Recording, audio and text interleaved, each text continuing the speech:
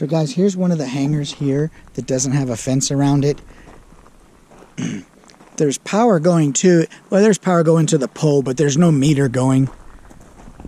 So I don't think there's any power going to the building. But here's a well, here's a water spout. I wonder if there's water that comes out of this. Negative. Negative on the water. Surprising the copper bandits haven't gotten over here. Let's take a look inside. See what we can find out. As I creep in. Make sure. Oh my God, this is beautiful. Look how the sun comes through all the patterns of the wood. Oh, this is incredible, man. Beautiful. To think history was going on in a place like this. This had airplanes in it, and airplane parts, and pilots, and war heroes. Now it's got tires and ticks.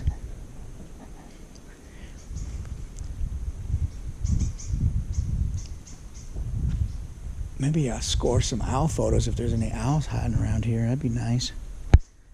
But look here, guys. This is a really pretty place. Let's take a look and see what's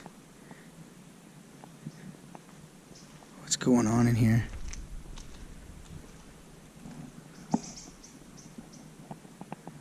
Wow.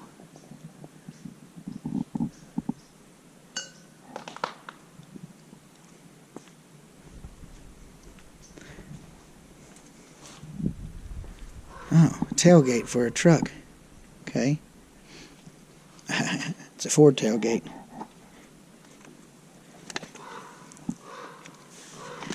Some valves, some parts for airplanes. Control. Some different pouches labeled. That crow, he's a squawking, isn't he? That looks like a fuel pump. Right there. What's in here? Any dead bodies? Ooh, a shower head. Exactly what I'd hoped to find in an abandoned airplane hangar. What are those bottles of pills? What, people cooking dope out here? You know what? Let me see. If you see any bottle that's like puffed up, don't touch it, because it will blow up. Let's see what's going on out here. What kind of pills?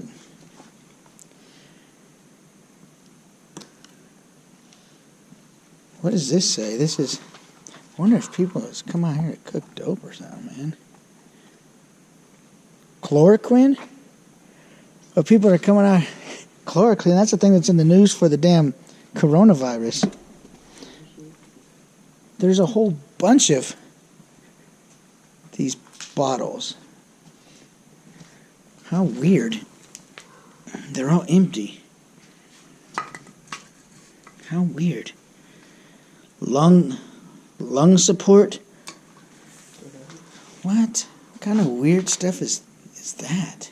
Lung support and chloroquine bottles? What's up here? This is weird. I'm getting like a Chainsaw Massacre vibe. What is this?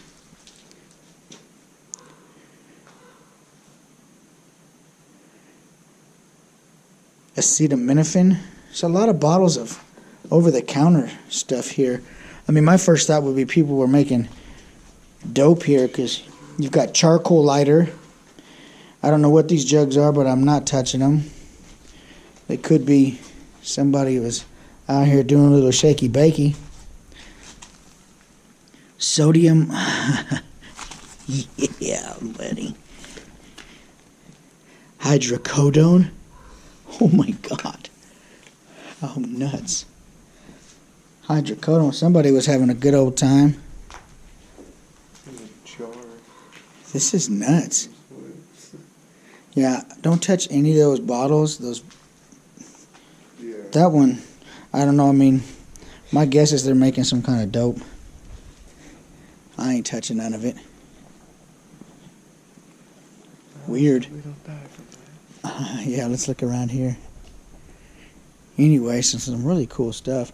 But the whole idea of me coming out here is I'm going to do some Milky Way painting, some Milky Way photos. This is some good information, some good 2020 current information on this hangar, because I couldn't find any on the internet. Moreover, I couldn't find any on YouTube. And so this is, if anybody's interested and looking for this information, then, you know, hopefully this will be a resource to them.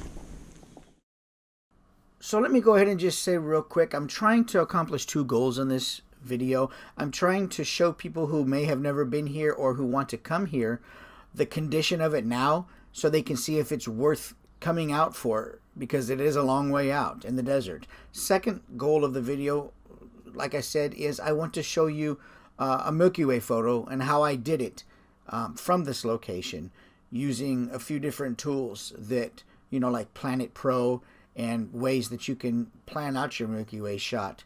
And, you know, so with that in mind, looking at this drone footage, you can see just a really incredible building, a really incredible piece of history that is still standing. There are 2 hangars on the property. The one that you want is this one. It's all the way in the back of the airport, all the way down toward the end of the runway. Coming in from the road, 95 or 6. Coming in from 6, you're going to see 2 hangars. And you're just going to aim your vehicle toward the last hangar on the property. I can't say that anybody chased me out. Nobody chased me out. Nobody told me not to be here. Nobody bothered me. Nobody even came to see me. So with that in mind, that's how my trip went. I can't say that's how your trip will be, but plan yours accordingly. It is creepy dark out here at night. It was cold for me. It was very windy, but the images were incredible. I mean, I had a great time. So let's watch the rest of the video and see how I created a Milky Way shot. All right, so the sun is set. I was worried on a couple different levels. I was worried that it blew all the clouds in, and there were some lingering clouds. That doesn't seem to be an issue because I do see some stars out now. So that, you know, obstacle is out of the way. The wind died down. It was 50-mile-an-hour winds. So that subsided. It's the desert. Everything changes in just a matter of moments. But anyway, we're going to go out here just a little bit. I'm going to watch the stars come more and more visible and let my eyes adjust, and then we'll go out there and I'll try my best to show you the back of the camera and live view and the different things that I'm doing, and I'll explain it as I'm doing it. So hopefully it will be a time that you guys can pull some information out of it and use it for yourselves. And okay, Mark. Really quickly on planitpro before I show you or attempt to show you and talk my way through it for you guys. It's really a powerful, easy tool to plan out every trip or every part of your trip before you go on the trip, to make sure that things are going to line up the way you want. You can use it for Milky Way, for sunrise, moonrise, star trails, whatever. The powerful thing about this tool, and I'm not paid to say any of this, I just use the tool.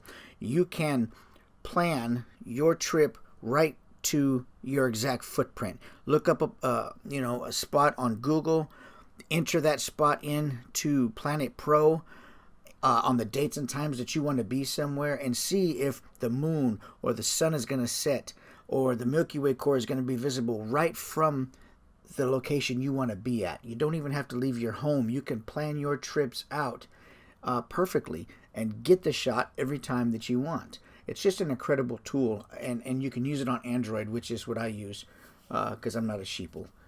I don't use iPhones. Anyway, I don't want to get in trouble. But great tool. I used it for this trip, and I use it for all my Milky Way trips. Okay, let's continue on with the video. But what I like about this planitpro, first of all, is I can use it on Android. But I've got, if I pan around here on, you can see I'm here at this airplane hangar, out here in Tonopah. Okay, Nye County. Whoops, hang on. Let me zoom out a little bit. I've set my marker. I've set my camera to where I'm going to be standing away from the actual hangar. And let me set my focal length. Whoops. Let me set my focal length to 35 millimeter. And then it's going to change right here. It's going to, this green swatch is what's going to be the equivalent of a 35 millimeter focal length range of, view. You can see right here, this green is the actual Milky Way core as it travels. Let me go back and you'll see. I'll go back in time. We'll scroll back in time. At 2100 hours and 41 minutes, the Milky Way is just barely over here, okay? But as the evening goes on, which is tonight, May 22nd, you can see it start to travel and it enters into the 35 millimeter focal length that I have set up. And it travels, where I'm set up for the shot. So it's going to tell me exactly at what time the core itself is going to be visible most profoundly at 2300 hours and 5 minutes, which is 11:05. But so hopefully all this lines up really well in connection with Google satellite view. I can really pinpoint with coordinates and everything else. I can really pinpoint the spot I want to be to get this shot, and it looks really good on this app, and I like it. It's a really useful app. And so at any rate, stars are coming out right now, and I'm getting excited. More and more are coming visible right now. It is 21:12, so it's 9:15, so we still got 2 hours. I've got a focus. I've got ISO 4000, f2. My white balance is set to about 3500 for a nice kind of blue kind of sky. It's just a matter of preference for you. What I want to do now, I want to, in live view, I want to go to 10 times magnification and move my, it's cold. My fingers are like letting me know. Okay, now we're going to zoom in more. I'm at 5 times. Okay, I'm going to zoom in to 10 times. There's 10 times. Okay, now what I want to do is I'm going to roll my focus on the camera in manual until I get a star that looks not like a blob of ghostly light. Some fine, as fine a point as we can get it, and roll it into focus like that.